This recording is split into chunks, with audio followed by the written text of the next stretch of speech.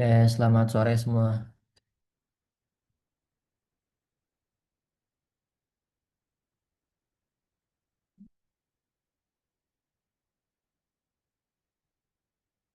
Selamat sore, Pak. Saya lagi pasif ya, Pak. Sore, sore, sore. Oke, Mas. Oke, kita mulai ya. Assalamualaikum warahmatullahi wabarakatuh. Waalaikumsalam warahmatullahi wabarakatuh. Waalaikumsalam, Pak. Waalaikumsalam, Bisa Pak. ketemu lagi ya di pertemuan ke-12. Ya, ini pertemuan kedua setelah UTS. Sebelumnya kita sudah membahas beberapa materi, juga ada satu tugas yang sudah saya berikan. Oke, dan hari ini kita akan masuk ke materi yang baru, yaitu data mining. Ya, jadi BI-nya saya inginnya mahasiswa bisa mengetahui beberapa metode dari DSS dan beberapa metode dari data mining. Oke, sebelum masuk ke materinya, saya mau infoin dulu soal tugas kemarin dari berapa nih?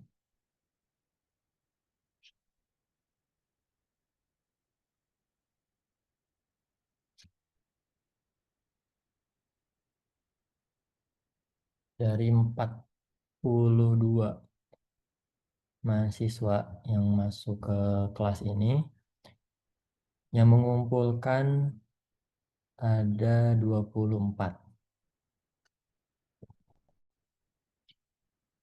Dan semuanya saya buka satu persatu dokumennya. Ya, ada yang jawabannya benar, ada yang jawabannya hampir benar, ada yang jawabannya eh, kayaknya kopas ya, kopas dari ChatGPT, kopas dari Gemini, dan lain sebagainya. Oke, di perkuliahan kita sebenarnya saya tidak pernah melarang mahasiswa untuk menggunakan GPT ya. Hanya yang menjadi fokus saya itu eh, tolong gunakan AI itu secara bijaksana. Ya, kita boleh menjadikan AI sebagai rekan kita, rekan belajar kita boleh. Kita boleh jadikan AI itu sebagai support data kita boleh. Tapi jangan jadikan AI itu sebagai leader kita. Ya, jadi sumber data utama kita jangan. Jadi kita harus mengguide AI kita. Ya, itu karena dari 24 yang mengumpulkan sini yang jawabannya betul itu ada dua, hanya dua. Kemudian ada yang hampir benar itu 2, 3, 4, 5, 6, 7. 7. Sisanya silahkan koreksi apakah jawabannya emang keluaran dari GPT atau bukan. Karena gini teman-teman, dosen pun dalam membantu pekerjaannya itu sangat familiar dengan GPT. Jadi tahulah output dari GPT itu seperti apa. Ya. Mana yang GPT yang hanya diperintah ini tugas silakan kerjakan. Nah, berhubung soal yang saya buat itu sengaja saya buat mengambang, ya kalau teman-teman nggak pahami soalnya pasti AI pun akan bingung. Tuh. AI pun jawabannya seperti ini. Mungkin, mungkin ini adalah ini. Itu udah kelihatan. Itu dari GPT. Di GPT itu seperti terlihatnya benar, tapi kalau kita baca lagi itu nggak ada artinya. Ya, nggak ngambang lah. Justru kita lah yang harus mengguiden agar GPT itu sesuai dengan interupsi kita. Tuh. Terus juga perkuliahan kita itu sangat tidak melarang ya. Saya juga tidak melarang, silakan gunakan GPT. Hanya tolong dibikin dengan baik. Nah, jangan hasil dari GPT di copy, dipaste pada tugasnya. Nah, itu ya.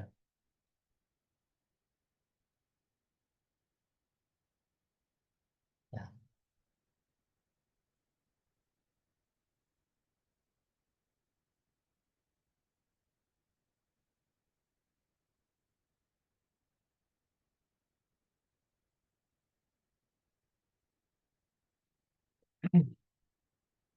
Oke, ini yang join baru 24. Kita lihat di LMS berapa.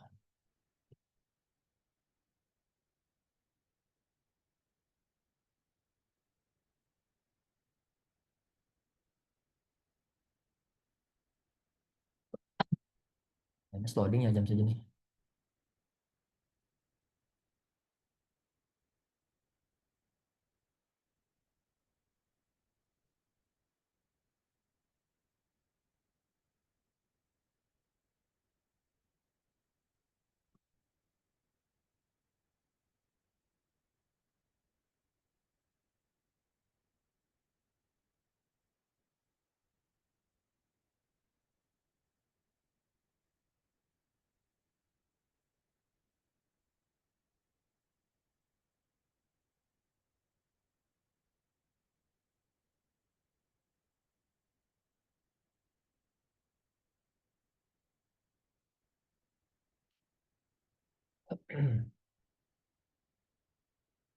Oke, di kelas saya tugas hanya sedikit ya teman-teman.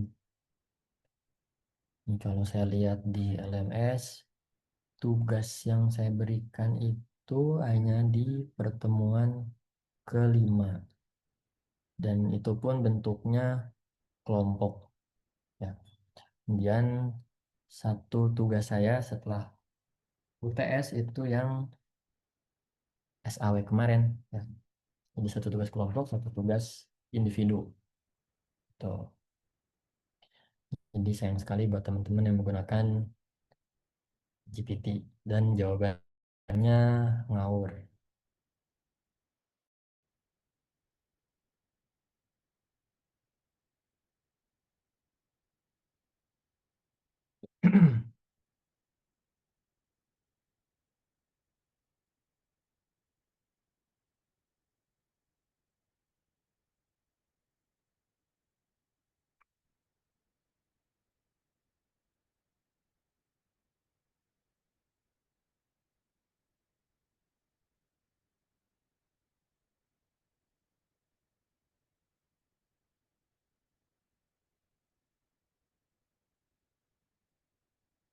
Oke, Mas Fadli. Oke,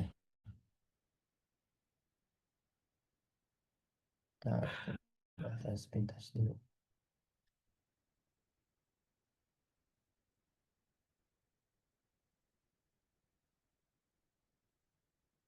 Koneksinya ya.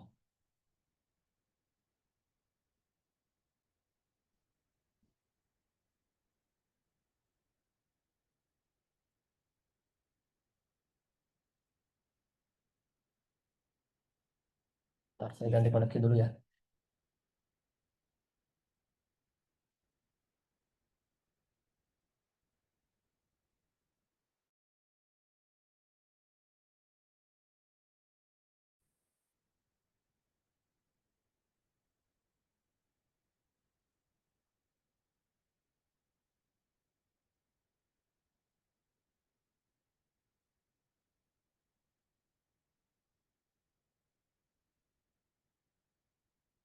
Sekarang koneksinya udah bagus belum nih? Bagus sih udah Pak. Oke, kayak jadi gitu ya. Silakan pakai ChatGPT, tapi ChatGPT yang bertanggung jawab. Nah, kalau Kemendikbud menyebutnya yang bahasa yang beretika.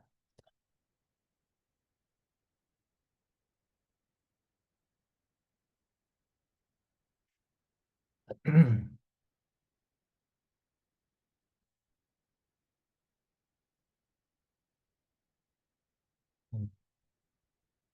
apalagi kalau teman-teman itu menggunakan PT-nya yang free itu lebih lebih ngawur lagi. Kalau kita nggak jelasin secara struktur, terus juga kita prompt yang asal, kita nggak ngejelasin konteksnya apa, itu GPT jawabannya dia pasti ngebalikin jawaban. Dan kalau dibaca dengan teliti itu nggak jelas jawabannya. Seakan-akan benar.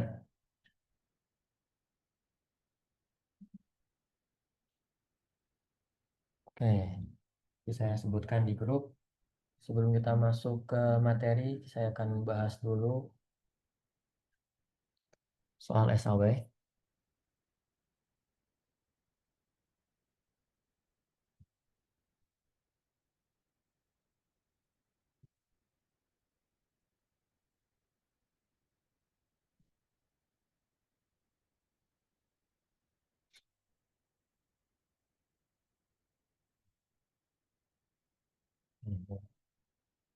Ini tugasnya di pertemuan 10. Tugasnya individu. Ya, nah saya tahu harusnya jawabannya itu beda. Ya, kalaupun jawabannya sama, minimal tata letaknya beda. Saya lihat jawabannya tidak semua ya tata letaknya. Oke, ini untuk soalnya.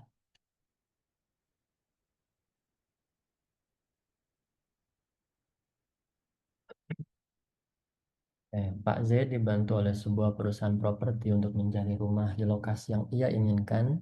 Jika diketahui kriteria yang dinilai adalah sebagai berikut, ya ada 5 kriteria. K1 itu kedekatan dengan sarana pendidikan, K2 frekuensi banjir, K3 kedekatan dengan pasar, K4 kedekatan dengan sarana hiburan, dan K5 kedekatan dengan sarana ibadah. Lalu di sini ada nilainya, ya 1 sampai 5. Contohnya yang satu ini kedekatan sarana pendidikan sangat jauh, jauh, 3 cukup dekat, 4 dekat, dan 5 sangat dekat. Itu untuk cara baca nilainya. Terus sementara itu lokasi yang tersedia adalah sebagai berikut. Oke, di sini lokasi 1, lokasi 2. Dan di sini ada nilai kriterianya. Ya, lakukan perhitungan untuk menentukan lokasi mana yang lebih tepat untuk Pak Zaid jika dia menginginkan lokasi dekat dengan sarana pendidikan. Ya, artinya dekat itu berarti nilai kedekatan dengan pendidikannya 4, tidak pernah banjir, jauh dari pasar, jauh dari sarana hiburan, dan dekat dengan sarana ibadah. Nah, kalau teman-teman ini copy semua dimasukkan ke GPT, itu saya pastikan jawabannya ngawur. Ya, teman-teman harus memberikan konteksnya. Ya, karena di sini saya tidak menyebutkan menggunakan metode SAW. Ya, gitu. Itu sedikit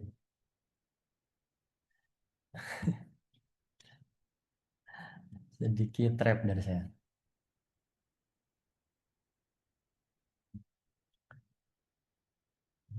Syahrul nggak masuk.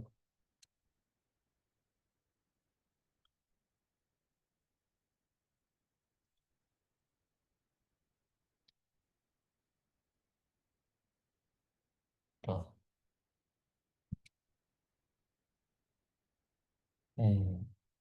Karena di sini ada 2 mahasiswa yang benar jawabannya. Saya tadi di grup udah minta ya. Yuk kita belajar bersama-sama. Tuh. Eh,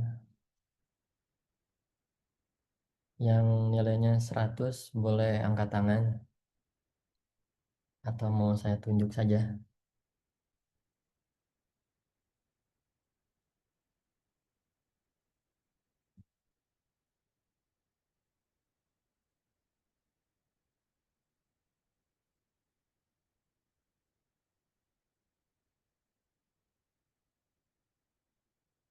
Siput khusus emang suaranya.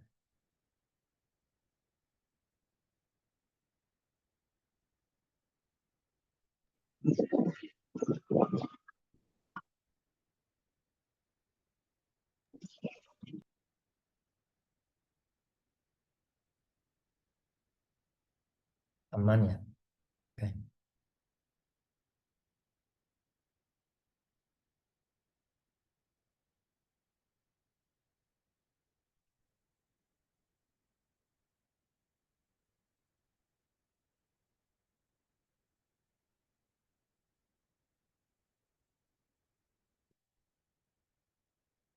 Yang dapat nilai 100 itu Indra Aji Pamungkas sama Pak Purba.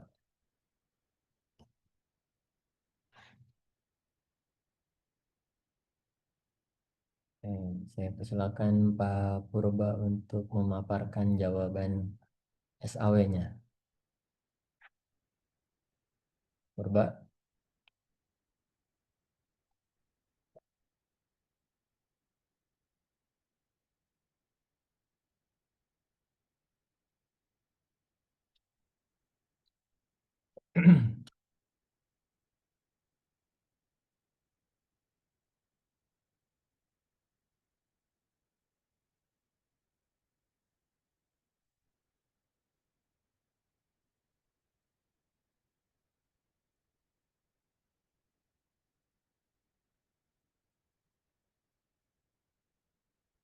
Volumenya melembut. Oke, suaranya udah kedengeran nih, Pak. Nah, sekarang suara Pak Purba Kedengeran, ya. Pak, kedengeran. Ya, Oke, langsung aja dari soalnya udah dijelasin sama Pak Yusuf tadi. hmm, Pakai metodenya SAW, yaitu dikenal sebagai metode penjumlahan berbobot dan metode scoring. Langkah-langkah SAW itu yang pertama tentukan kriteria dan sifat kriteria, baik biaya ataupun keuntungan. Nah, dari situ dari soal ini yang sebelah kanan ini ditarik kesimpulan dari apa ya, dari keinginan Pak Said di mana lokasi dekat dengan sarana pendidikan, tidak pernah banjir, jauh dari pasar, jauh dari sarana hiburan, dekat dengan sarana ibadah. Nah, dari situ didapatkan kriteria dan sifat kriteria. Yang pertama, kriterianya itu lokasi dekat dengan sarana pendidikan. Ini langsung ke poin yang ketiga. Selain ini diberikan bobot W berupa bilangan diskrit pada setiap kriteria. Jadi dari kriteria ini bobotnya berapa? Lokasi dekat. Lokasi dekat berarti artinya bobotnya dia adalah 4. Masukkan 4. Tidak pernah banjir. Tidak pernah banjir itu frekuensi. Tidak pernah banjir. Bobotnya 5. Jauh dari pasar. Jauh dari pasar itu di K3 jauh bobotnya 2. Kemudian jauh dari sarana hiburan. Dari sarana hiburan bobotnya juga 2. Kemudian kriteria terakhir dekat dengan sarana ibadah. Di sini dekat dengan sarana ibadah itu dari matrik yang pertama didapatkan bahwa bobotnya itu bernilai 4. Kemudian dari situ kita masuk lagi. Buatlah langkah kedua. Buat matrik M dengan ukuran M kali N, di mana M adalah jumlah alternatif dan N adalah jumlah kriteria. Dari situ didapatkan M, di mana M-nya ini jumlah alternatifnya, yaitu lokasi, dan N jumlah kriteria, K1 sampai K5. Di situ sudah ada ya, matriknya di sini udah ada, tinggal copy aja ke bawah sebagai M. Lalu setelah itu dinormalisasi dengan cara hitung matrik keputusan ternormalisasi. Jika J adalah atribut keuntungan, maka rumusnya X per max. Nah, di sini balik lagi ke langkah pertama. Sifat kriterianya apa? Sifat kriterianya itu untuk kriteria 1, dekat, artinya dia dilihat di sini, cukup dekat, dekat itu artinya kan ke kanan. Berarti kriterianya dia semakin besar, semakin baik, maksimal.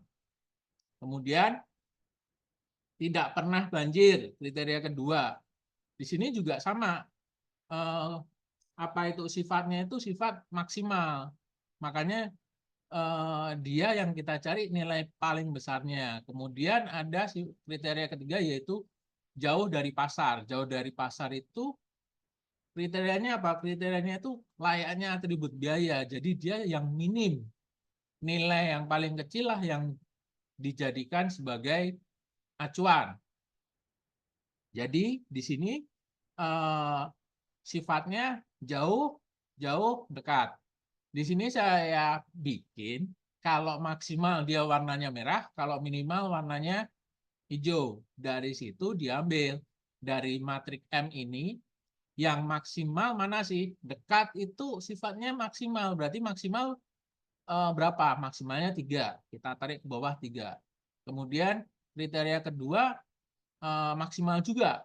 Nilai maksimalnya berapa di matriks M? 2. Kita tarik ke bawah. Kemudian kriteria ketiga itu nilai minimal sifatnya. Berarti dari kriteria ketiga di matriks M, berapa sih kriteria minimalnya? Kita tarik ke bawah. Ternyata angka 1. Untuk yang keempat, kriteria keempat, itu sama juga minimal. Minimalnya berapa? 2 versus 2? Nggak ada minimalnya. Dia diambil aja nilainya. Karena dianggap nilai minimal dan maksimal juga. Ambil 2. Kemudian yang terakhir kriteria ketiga dengan bersifat maksimal, maka diambil nilai 3 sebagai nilai terbesar. Dari situ dinormalisasi. Kalau dia maksimal, itu berarti X per max. Dari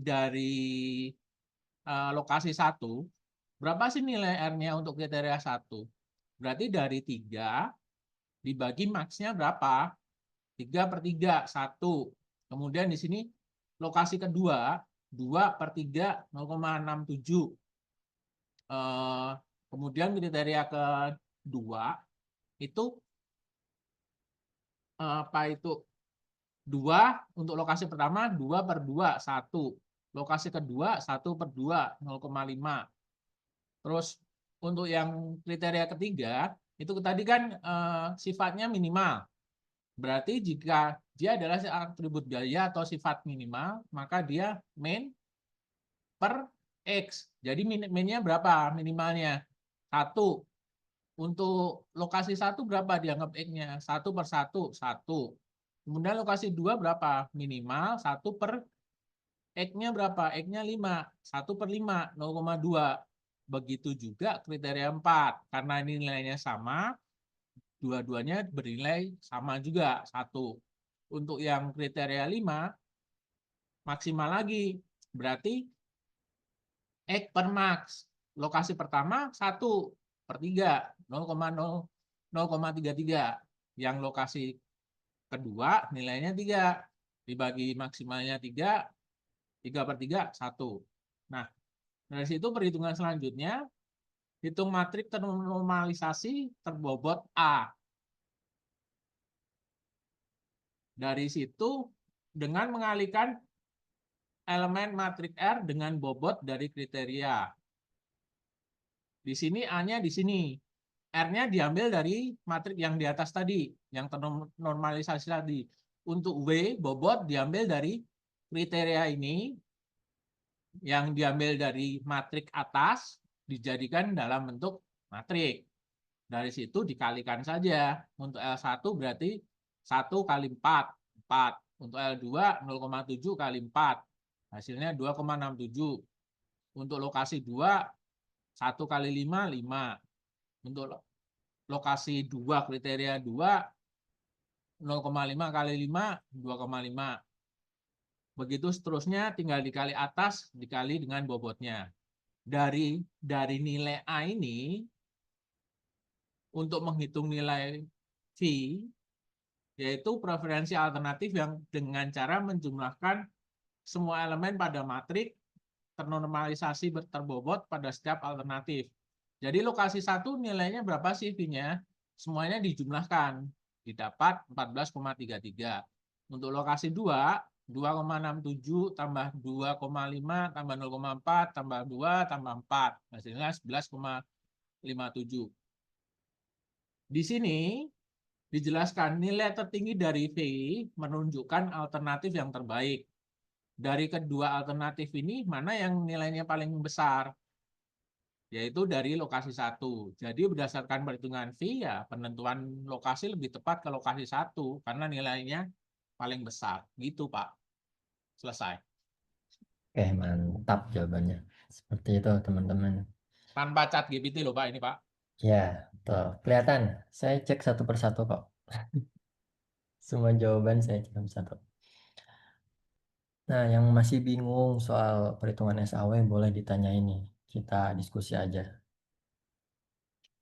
Mudah-mudahan sih setelah dijelaskan sama Pak Purba tadi dengan panjang kali lebar itu udah bisa ya teman-teman semua. Tuh, jadi kalau sebelum UTS itu jawabannya atau materi saya bisa dicari di ChatGPT jawabannya. Kalau setelah UTS saya usahakan tidak bisa ya. Kalau semua pakai ChatGPT sayang banget lah ya perkuliahan kita. Tuh.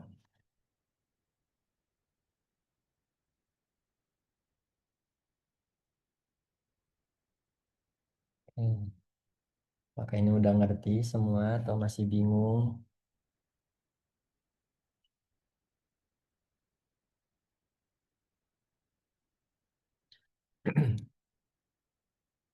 SAW ini salah satu metode DSS ya, salah satu metodenya.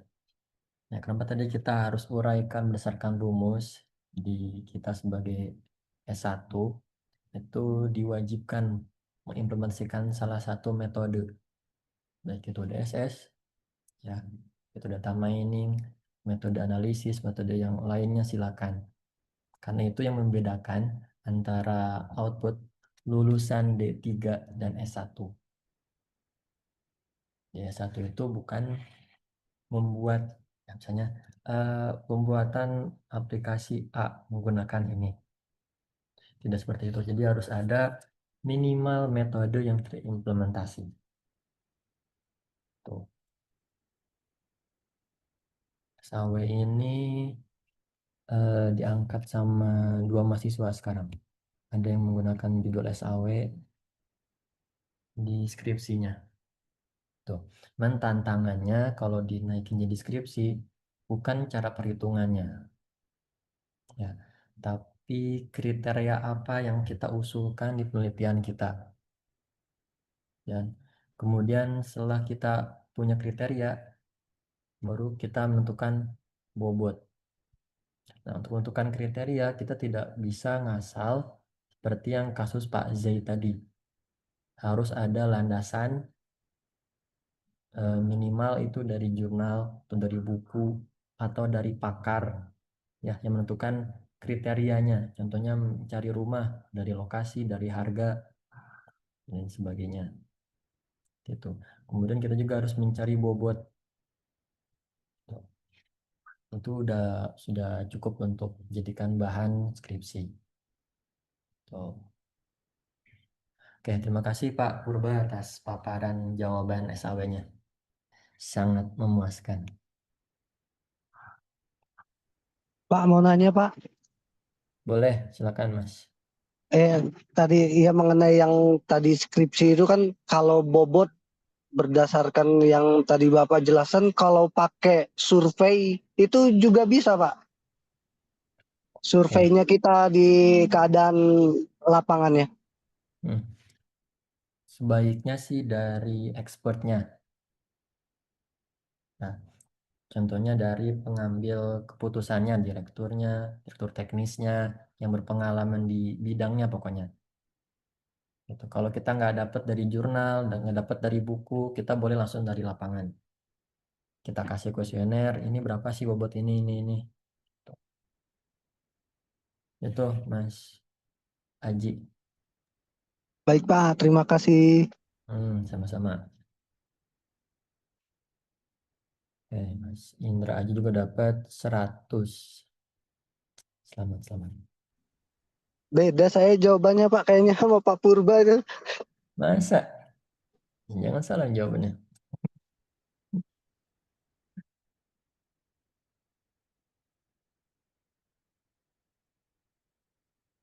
Kok coba paparin, mungkin cara tahapannya aja yang beda. Saya di handphone sih Pak, lagi nggak bisa Oh, pegang laptop, mohon maaf Pak ya. oke. Ini sih udah benar jawabannya. Beda 0,01 Pak. Beda dikit kali ya perhitungannya.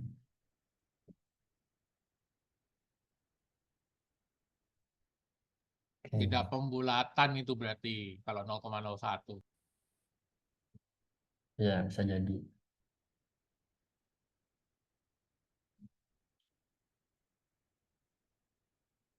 Oke, setelah ini tidak ada tugas lagi. Setelah ini di pertemuan 15, kalau teman-teman lihat di LMS, itu ada final project. Dan itu bukan tugas individu, itu tugas kelompok yang akan dijadikan nilai UAS. Ya, ini saya baik ya, cuman satu tugas kelompok, satu tugas individu di pertemuan di perkuliahan ini.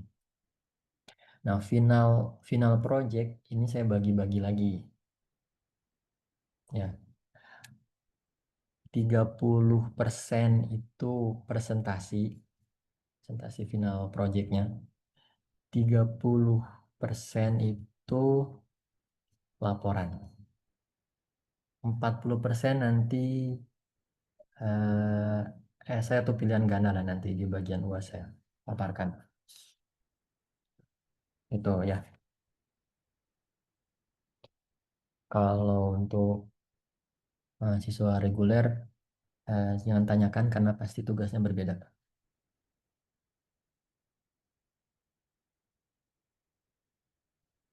Oh ya. Oke, mau sekarang nanti aja ya dipaparkan untuk proyek UASnya.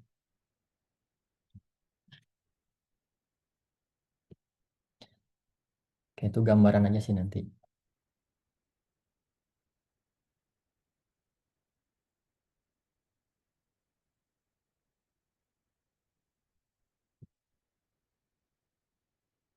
Oke, SAW clear ya. Oke, buat yang berminat SAW ini tarik jadi skripsi, tolong pelajari dulu metode-metode selain SAW. Karena ada metode lainnya, ada AHP, ada TOPSIS, ada MAUT namanya, ada MAUT, dan lain sebagainya. Ya, coba dicari-cari dulu, ya dipelajari dulu, biar pas ditanya sama dosen penguji, ini kenapa kamu pakai SAW? Ini maaf, saya udah punya jawaban karena saya tahu metode ini pernah diimplementasikan di studi ini menghasilkan seperti ini. Sehingga kebetulan saya menggunakan metode SAW atau metode TOPSIS atau metode HP. Gitu. Terus kalau ditanya ke saya, Pak, metode mana yang bagus? Semua metode dari situ bagus. Tergantung dari studi kasusnya.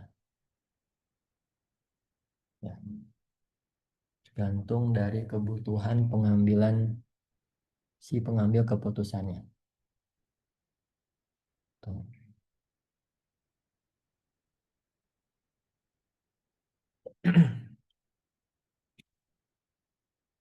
Pertemuan 11 juga saya udah kasih satu video mengenai AHP. Ini dari dosen saya pas di S2 itu menjelaskan mengenai AHP.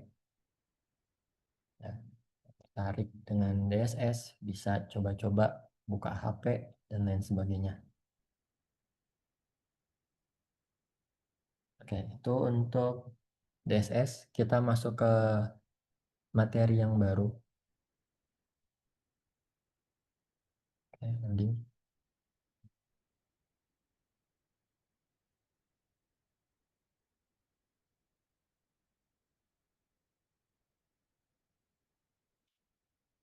Oke, yang join 33 dari 42. Yang di Zoom 25. Oke, ada 18 yang gaib.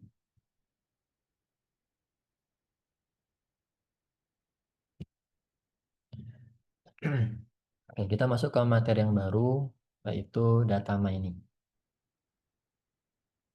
Harapan saya dalam menerapkan BI, teman-teman bisa menggunakan DSS ataupun data mining.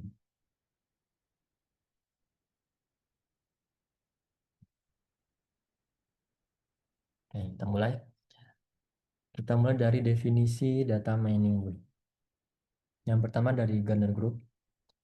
Data mining adalah proses menemukan korelasi, pola, dan tren baru yang bermakna dalam menyaring sejumlah besar data yang disimpan dalam repositori menggunakan teknologi pengenalan pola serta teknik statistik dan matematika.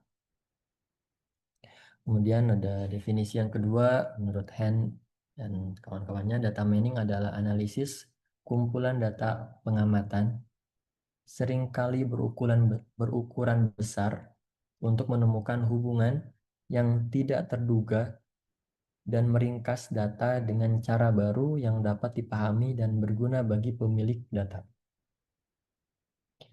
Ini ada dua penjabaran lainnya. Yang ketiga ini dari Evangelos Simondis. Data mining adalah bidang interdisipliner yang menyatukan teknik dari pembelajaran mesin, pengenalan pola, statistik, basis data, dan visualisasi untuk mengatasi masalah ekstraksi informasi dari basis data yang besar. Kemudian pesan dari Berry and Lenoff, data mining adalah proses eksplorasi dan analisis dengan cara otomatis atau semi-otomatis sejumlah besar data untuk menemukan pola dan aturan. Ya, kalau tadi ulang-ulang itu pola dan aturan yang ditemukan dari sejumlah data yang besar. Oke, kenapa sih kita menggunakan data mining? Pertama, pertumbuhan eksploratif dalam pengumpulan data. Ya, karena maraknya penggunaan sistem informasi hampir di semua lini bisnisnya. Pernah saya ulang-ulangi juga baik di mata kuliah ini maupun di mata kuliah base data sebelumnya. Kemudian penyimpanan data dalam database relasional, data warehouse, dan big data. Tersedianya peningkatan akses data dari navigasi web dan internet. Data akan sia-sia jika tidak digunakan dengan benar. Ya, data hanya sekedar record saja, ya tidak menghasilkan apa-apa. Nanti akan ada contoh kasusnya. Dan kami harus menemukan cara yang lebih efektif untuk menggunakan data ini dalam proses pendukung keputusan daripada hanya menggunakan bahasa query yang tradisional. Kemudian ada penjelasan dari Gartner Group mengenai BI. BI adalah proses mengubah data menjadi informasi dan melalui penemuan mengubah informasi itu menjadi pengetahuan. Oke, pada jenis data apa aja sih data mining ini gunakan? Yang pertama data warehouse tentunya dan transaksional database. Kemudian data spasial dan temporal, time series, multimedia, ya, gambar, video, teks dan lain sebagainya, dan situs web dan lain sebagainya. Itu bisa diolah semua. Ini bagaimana caranya kita untuk mengolah, ya, mengambil pengetahuan dari sebuah data. Ya, kita mulai dari data ini, data mentah, kemudian diseleksi, dibersihkan datanya, ditransformasikan. Ini sudah kita bahas dua tahapan ini di pertemuan sebelum UTS. Kemudian masuk ke data mining. Kita cari patternnya. Lalu kita masuk ke evaluasi. Gitu. Kalau yang salah ini bisa balik lagi ke tahapan sebelumnya. Tuh. Oke, kemudian apa sih itu data mining? Ya, kami adalah disiplin ilmu yang mempelajari metode untuk mengekstrak pengetahuan atau menemukan pola dari suatu data yang besar. Jadi ada 3 kata, pertama data, informasi, dan pengetahuan. Oke, data ini sudah pernah kita bahas di awal-awal pertemuan. Ya. Data itu fakta yang terekam dan tidak membawa arti. Ya, hanya bentuk teks saja atau hanya bentuk gambar, hanya bentuk video kalau disimpan di dalam sebuah database. Sedangkan informasi itu penjelasan, rangkuman, rekap, statistik dari data. Ya. Nah, setelah kita melewati 2 tahap ini baru kita masuk ke pengetahuan. Ya, akan ada pola, aturan, atau model yang muncul dari data. Gitu. Sehingga data mining sering disebut dengan knowledge discovery in database. Nah, ini konsep transformasinya dari data, informasi, pengetahuan, lalu berakhir dengan kebijakan. Endingnya akan pengambilan kebijakan. Apakah kebijakan bisa diambil sebelum melewati 3 tahapan ini? Bisa ya. Tapi kebijakannya bisa jadi tidak sesuai kalau tidak didukung dengan data, informasi, dan pengetahuan. Alangkah lebih bijaksananya kalau kebijakan itu diambil setelah melihat data di lapangan, ya, diekstrak informasi, dan jadi pengetahuan. Itu. Ini penjelasan lebih detailnya. Data tidak membawa arti, merupakan kumpulan dari fakta-fakta tentang suatu kejadian, suatu catatan terstruktur dari suatu transaksi, merupakan materi penting dalam membentuk informasi. Ya, kalau nggak ada data tentu tidak ada informasi. Informasi tanpa data itu disebut dengan hoax ya.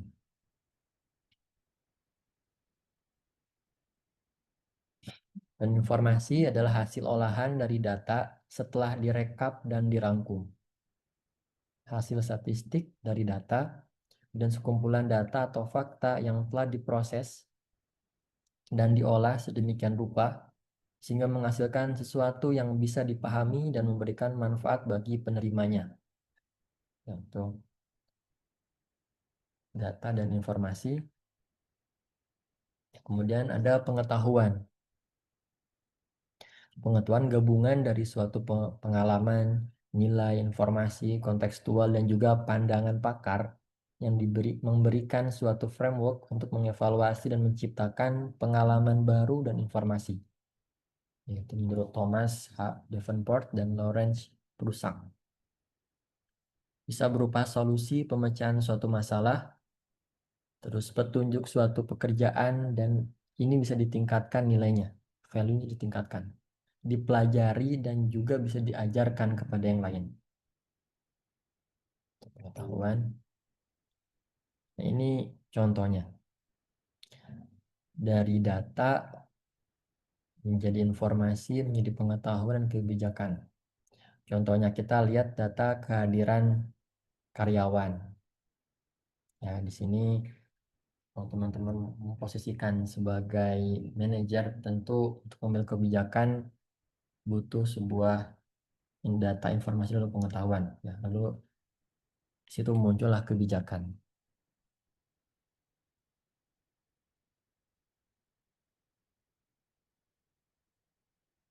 Oke. Di sini ada data 5 karyawan. Ya. Kemudian tanggal masuknya, waktu datang, dan waktu pulang. Ya, kalau data ini tidak kita manfaatkan, ini hanya berbentuk rekapan saja. Ya, hanya menentukan gaji karyawan saja, apakah dia tepat waktu. Kalau tepat waktu dia tidak dipotong, kalau dipotong dia dapat, kalau waktunya hanya telat dia akan dipotong gajinya. Nah, bagaimana cara kita untuk mengolah data ini menjadi sebuah informasi? Nah, kita akan ambil rekapannya. Pertama, informasi akumulasi bulanan kehadiran karyawan. Ya, setelah direkap, ternyata yang masuk full itu hanya satu. Yang lainnya ada alfa, ada cuti, ada sakit, ada telat. Nah, yang telat ini yang bisa kita ambil pengetahuannya.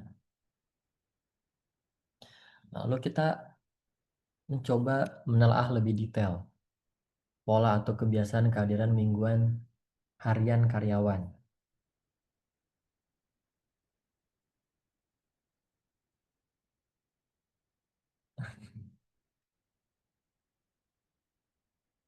Expertnya ya.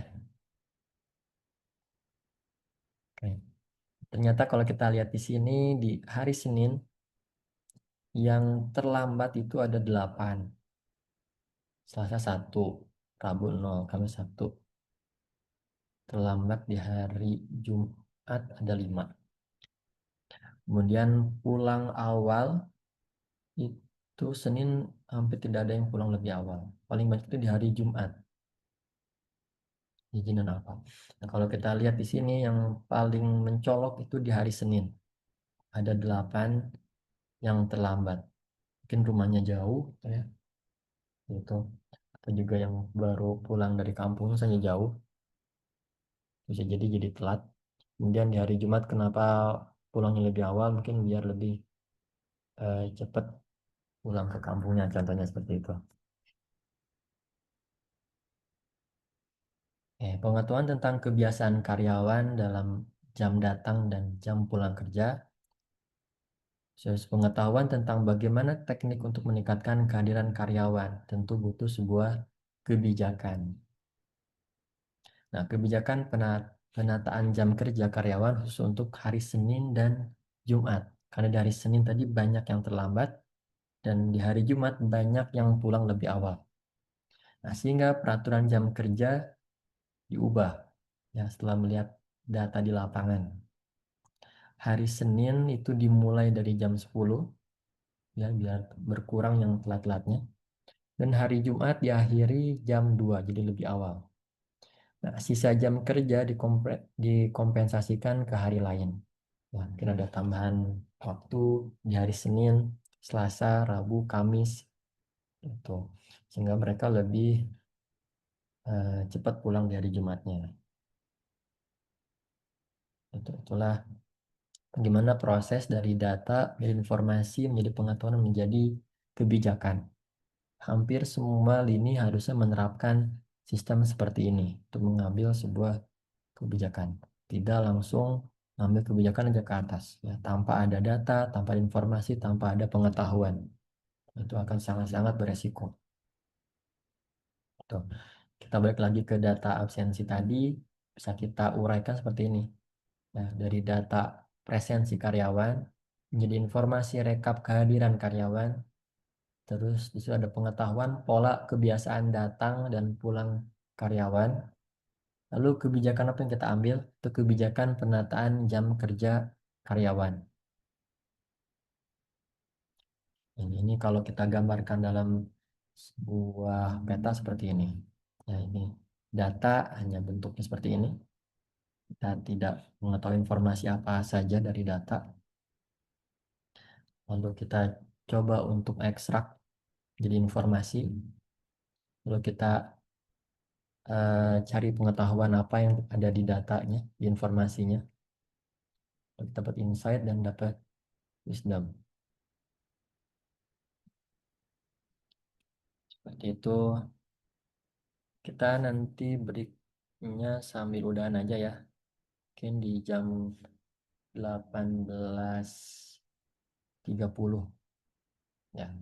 Nanti saya bereskan dulu materinya, saya tutup nanti jam 18.30. Ya, selanjutnya di data mining itu ada 5 kategori. Yang pertama ada klasifikasi, ada estimasi, ada prediksi, clustering, dan asosiasi. Ya. Ada yang menjabarkan jadi 7 atau cuma jadi 3. Tapi kalau saya ditanya pribadi, saya setuju dengan 5 ini. Ya, klasifikasi, estimasi, prediksi, clustering, dan asosiasi.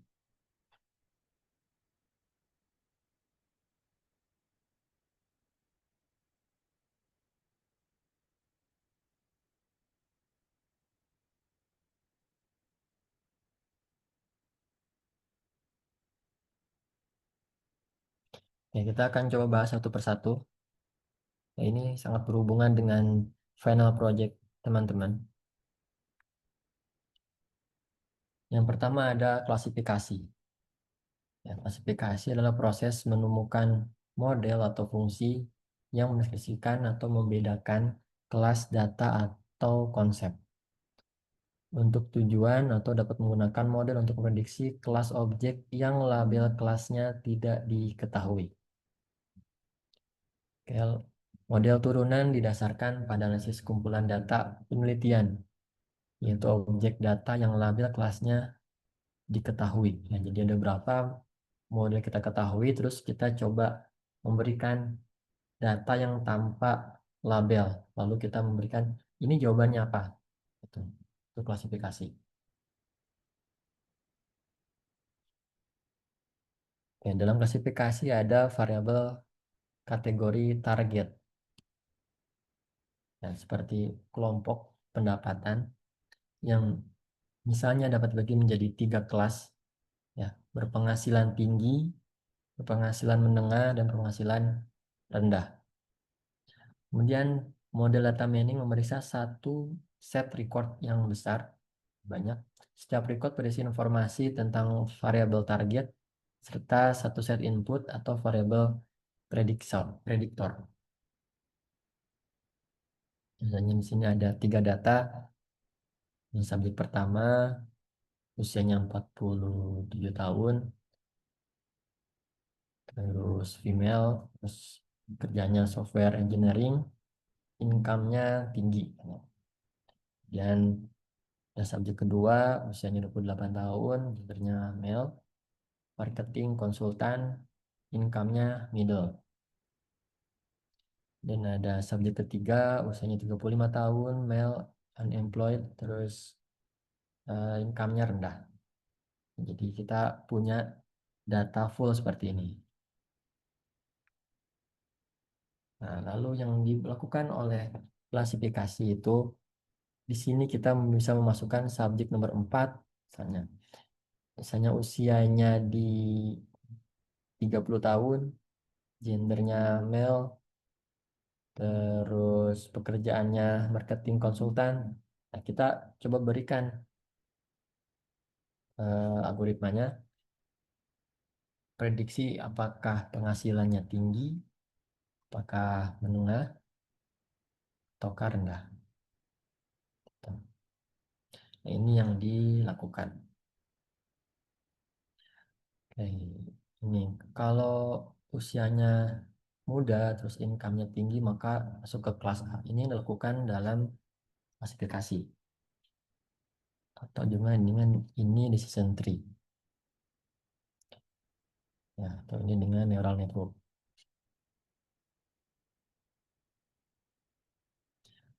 Oke, algoritma tersedia yang pertama ada KNN, Nearest Neighbor Classification, ada decision tree, ada naive Bayes klasifikasi, ada support vector machine, dan lain sebagainya. Kayak yang dibahas oleh saya sih ada KNN. Decision tree, saya pernah ngajar nggak ya di kelas ini? Setelah ini ada sih, ada paparan mengenai KNN. Oke, kemudian yang kedua ada estimasi. Ya, estimasi ini mirip dengan klasifikasi, kecuali bahwa variabel targetnya bentuknya angka, numerik, bukan kategori. Nah, itu yang membedakan nih, antara klasifikasi dengan estimasi. model yang dibangun menggunakan catatan lengkap sama ya, yang memberikan nilai variabel target serta prediktornya. Contohnya memperkirakan IPK mahasiswa pasca sarjana berdasarkan IPK sarjana mahasiswa tersebut. Memperkirakan pembacaan tekanan darah sistolik pasien rumah sakit berdasarkan usia pasien, jenis kelamin, indeks massa tubuh, dan kadar natrium darah. Jadi yang membedakan antara klasifikasi dan estimasi adalah targetnya. Kalau klasifikasi itu bentuknya kategori, kalau estimasi ini bentuknya angka. Dan model yang tersedia yang pertama adalah regresi linear sederhana dan korelasi dan regresi berganda. Dan yang ketiga ada prediksi. Prediksi ini mirip ya, lagi mirip dengan klasifikasi dan estimasi, kecuali untuk prediksi hasilnya terletak di masa depan. Jadi belum terjadi hari ini. Membedakan antara klasifikasi, estimasi, dan prediksi. Contohnya prediksi harga saham 3 bulan ke depan. Ya, tentu berdasarkan data-data sebelumnya, mungkin data 1 tahun ke belakang, 2 tahun ke belakang. Kemudian prediksi persentase kenaikan kematian lalu lintas tahun depan jika batas kecepatan dinaikkan. Dan prediksi apakah molekul tertentu dalam penemuan obat akan menghasilkan obat baru yang menguntungkan bagi perusahaan farmasi. Betul. Ya, berarti prediksi itu yang belum terjadi. Dan terletaknya di masa depan. Dan yang keempat, ada clustering. Ya, tugas data mining klasifikasi seluruhnya berkaitan dengan partisi data berdasarkan sampel pelatihan. Terus mengelompokkan adalah proses otomatis untuk mengelompokkan catatan terkait bersama. Nah, catatan terkait dikelompokkan bersama berdasarkan jika memiliki nilai yang mirip untuk atribut kelompok-kelompok tersebut. Terus biasanya lokasinya bisa terpisah. Seperti ini. Nah, jadi kita tidak memberikan target, tapi kita memasukkan semua data, lalu kita minta algoritma clustering untuk memisahkan data-datanya. Gitu. Maka mereka akan membuat kelompok nih, kelompok A, kelompok B, dan kelompok C. Ya, ini misalnya ada jarak. Itu yang sedia untuk algoritma ada hierarki clustering, ada K-means clustering, dan masih banyak yang lainnya. Dan yang terakhir ada asosiasi. Ya. Kalau asosiasi, temukan atribut mana yang cocok. Ini mirip dengan analisa keranjang pasar. Nah, terus mencari untuk mengungkap aturan untuk mengukur hubungan antara 2 atau lebih atribut. Aturan asosiasi berbentuk jika anteseden maka konsekuen, sama dengan ukuran support dan confident. Ini paling sederhana kalau asosiasi ini.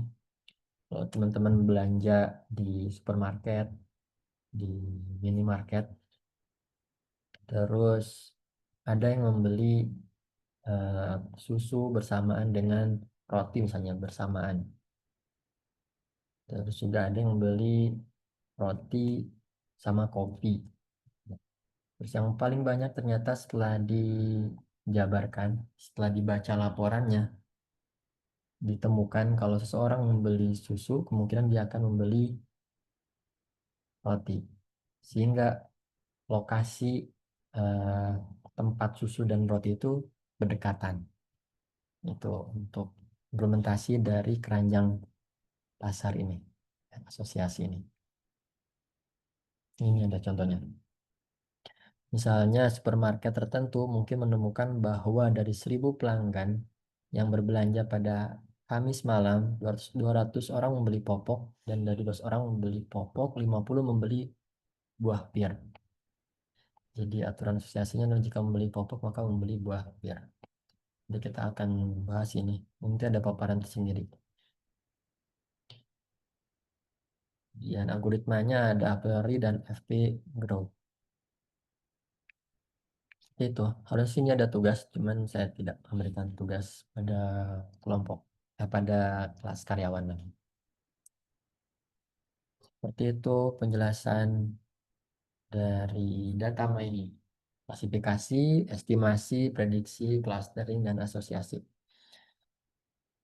Oke, itu untuk definisi dan pengantar data mining. Mudah-mudahan tidak bingung lagi apa perbedaan antara klasifikasi, ya, estimasi, prediksi, clustering, dan asosiasi. Ada pertanyaan kah sampai sini?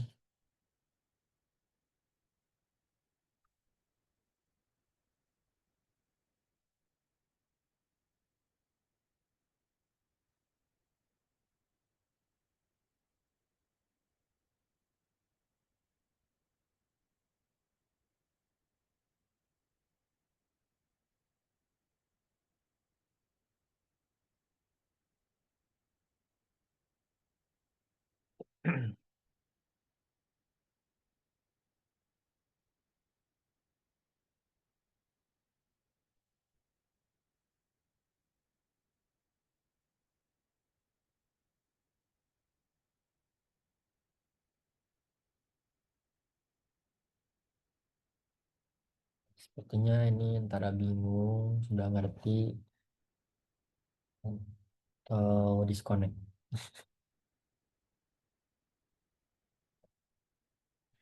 Oke, itu sih untuk materi hari ini, pengantar data mining.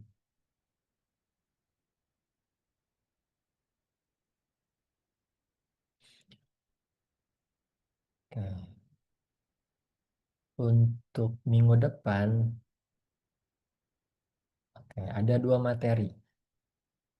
Ya, sebelum ke sini, saya minta teman-teman nanti buat install aplikasi Orange ya, untuk praktiknya.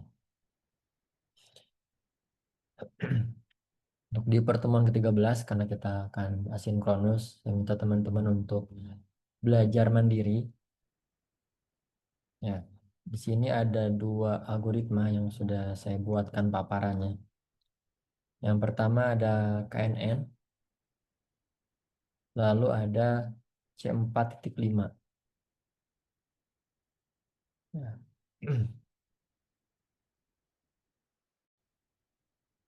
Terus ini udah lengkap sih.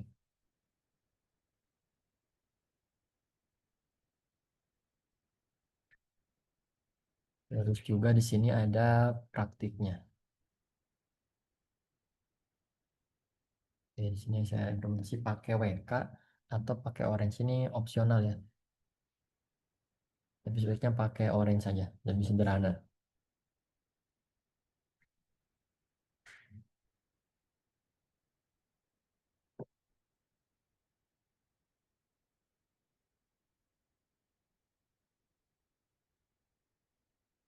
Sama KNN, jadi memprediksi studi kasusnya. Di sini ada 3 data. Jenis kelamin laki-laki, pendidikannya 1, agama Islam, apakah dia bermasalah. Contohnya ini soal piutang lah ya. Terus tidak dapatkan data, kalau data pertama ini dengan kriteria seperti ini, outputnya akan bermasalah. Terus data kedua, Tuhan SMA Kristen tidak bermasalah. Jenis kelamin ketiga laki-laki, pendidikan SMA, agamanya Islam, dan dia tidak bermasalah. Kemudian kita meminta algoritma KNN untuk memprediksi kalau dimasukkan data baru, jenis kelaminnya laki-laki, pendidikannya SMA, agamanya Kristen, apakah dia akan bermasalah dalam pembayarannya? Tuh. Tapi sebelum ke praktek sini, baca dulu yang sini ya. Baca dulu teorinya.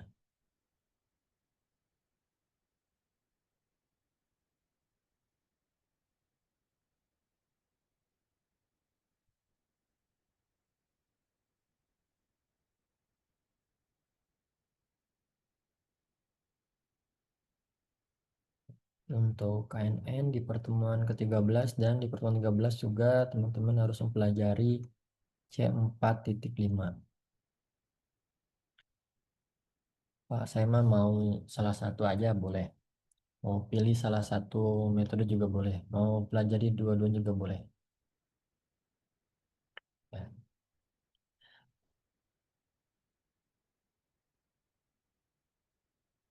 Yaitu untuk minggu depan KNN dan minggu depan juga teman-teman pelajari C4.5. Pastinya saya tertarik sama C4.5, boleh.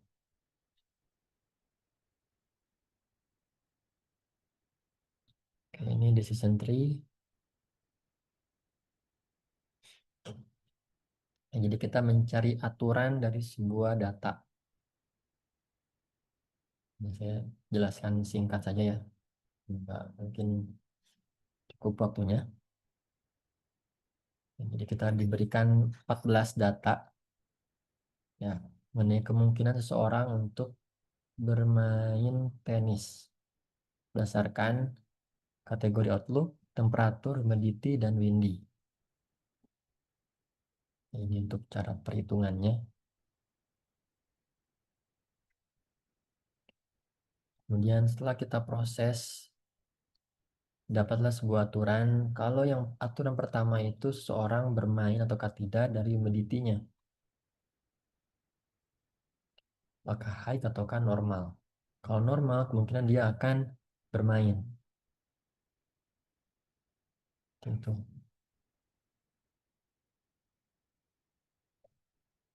Oke. Kalau yang paling banyak dipakai algoritma yang mana, Pak? Dua-duanya banyak dipakai.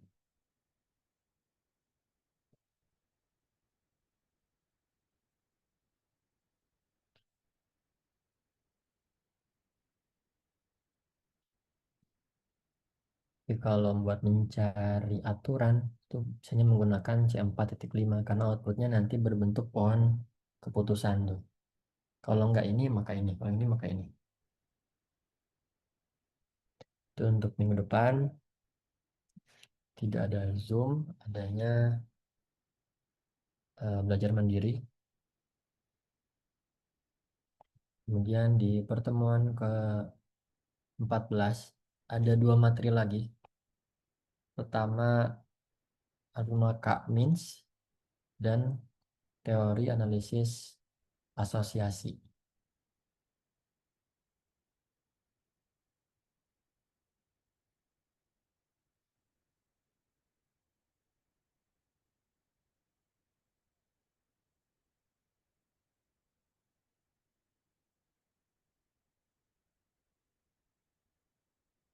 Oke, ini yang tadi saya jelaskan dijabarkan lebih detail di sini. Ya, penentuan centroid di sini. Ini kita mau membagi menjadi 3 kelas kalau di sini.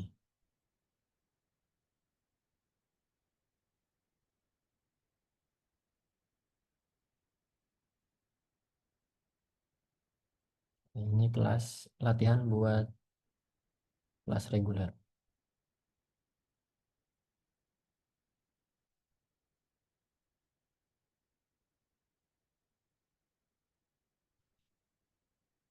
Oke, proyek UAS itu ada di pertemuan ke-15. Ya, jadi setelah teman-teman baca semua materi ini, barulah nanti masuk ke final project. Oke, ini untuk UAS final project. Kalau yang mau pakai ChatGPT silakan, tapi gunakan ChatGPT dengan bijaksana ya. Di sini ada format laporan yang harus teman-teman siapkan. Pertama dari judul, penjelasan, target dan tujuan, datasetnya silakan dicari, minimal ada 20 data. Kemudian setelah tadi kita pelajari dari keempat data mining tadi, ya algoritma mining, teman-teman pilih yang mana yang paling sesuai. Kemudian yang saya harapkan sih bisa perhitungan secara manualnya seperti apa. Ya, mungkin dari 100 data, 2 atau 3 sampel saja yang dihitung secara manual. Kemudian hasil praktik menggunakan aplikasi Orange. Nah, lalu setelah kedua ini diselesaikan, kesimpulan apa sih yang bisa teman-teman tarik? Ya, dari data mentah, kemudian diolah menggunakan data mining, apa aja sih yang bisa ditarik? Oke, dan dipresentasikan pada pertemuan ke-15 ini. Di presentasinya dimasukkan ke sini. Ini menjadi 30% penilaian UAS. Ya, kemudian laporan dengan format .pdf dikumpulkan pada saat UAS. Bukan di sini.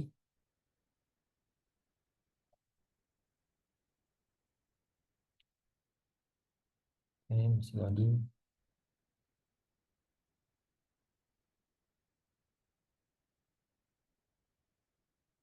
Oke, final laporan di sini. Ini akan menjadi 30% UAS.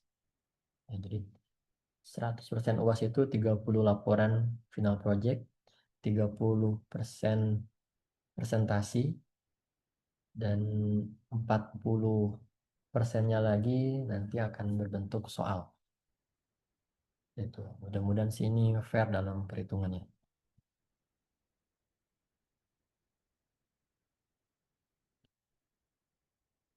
Oke, seperti itu. Ada yang ingin tanyakan?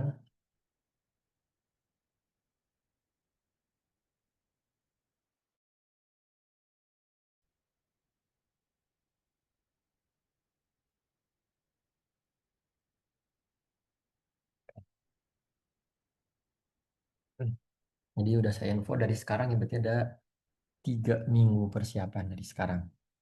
Saya harapkan sih di pertemuan ke-15 sudah jadi presentasinya.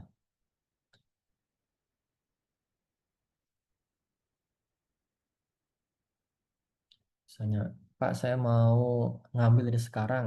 Boleh. Ya, nggak harus nunggu pertemuan 13, 14, boleh.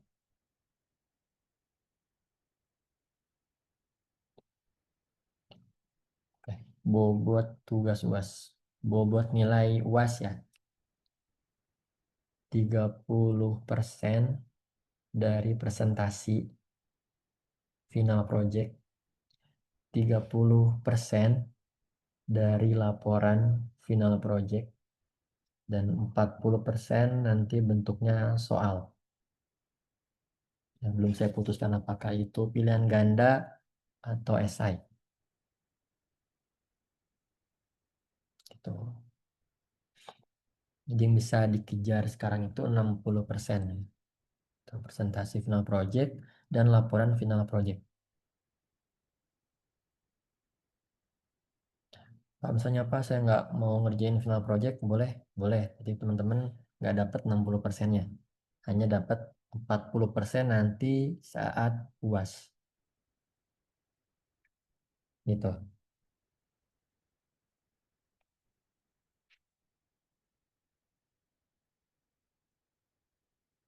Oke, kalau kelas reguler saya minta dibagi satu kelompoknya 2 orang.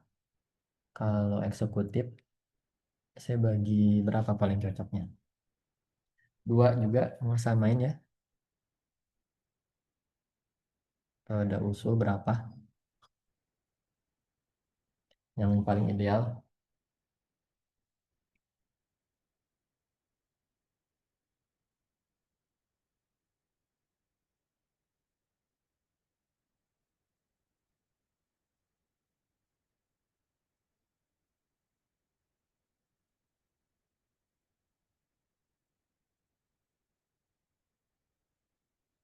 Ya benar Mbak Dila. Presentasi di 9 Juli, laporan di 11 Juli. Bentar, coba saya lihat.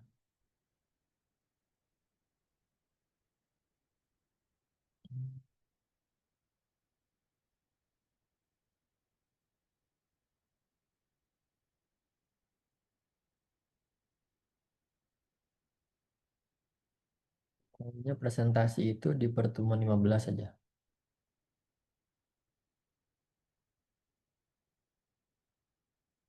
9 Juli ya, benar.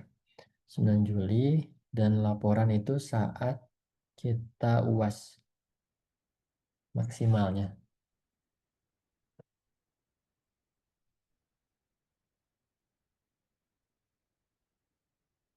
Ini di tanggal 16.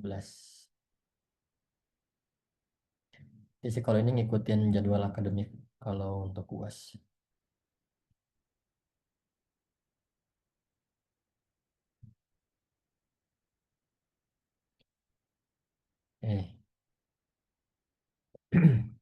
Oke, pembagian kelompok kita bagi menjadi satu kelompok 2 orang, satu kelompok 3 orang.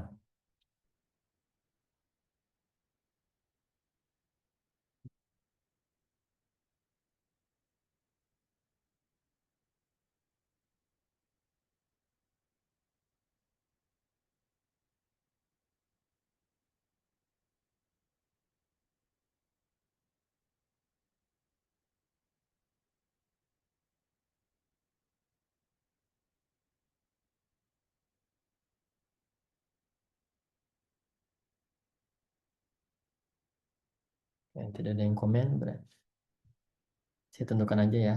Kan ini ada 42 biar genap berarti 2 ya. Satu kelompok kan punya 2 anggota. Untuk sistemnya nanti akan saya acak siapa bersama siapa.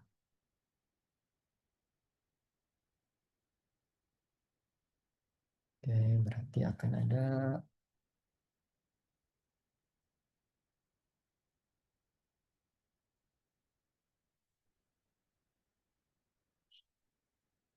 21 kelompok.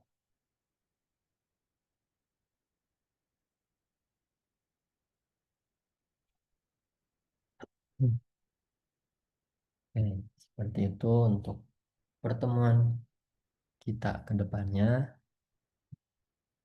Kita akan asinkronus di pertemuan ke-13, ke-14, lalu kita akan ada Zoom Meet di pertemuan ke-15. Akan dipresentasikan untuk final projectnya. Lalu pertemuan ke-16 kita akan UAS. Oke, tentunya sebelum saya mengirimkan nilai ke akademik, saya akan menjabarkan dulu. Yang mau koreksi nilai silakan nanti di akhir. Terus juga yang UTS-nya belum mengikuti karena alasan keuangan, akademik dan sebagainya, itu bisa mengajukan UTS ulang setelah UAS selesai. Seperti itu. Oke, mari kita bagi kelompok.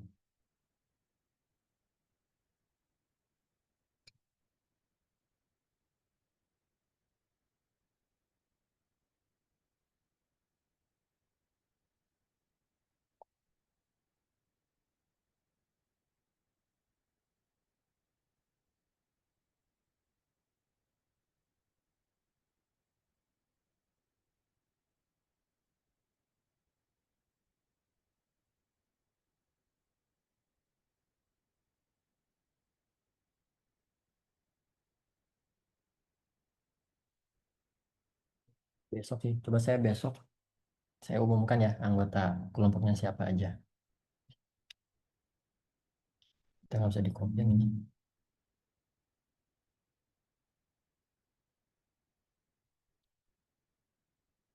Seperti itu untuk pertemuan hari ini. Ada yang ingin tanyakan lagi?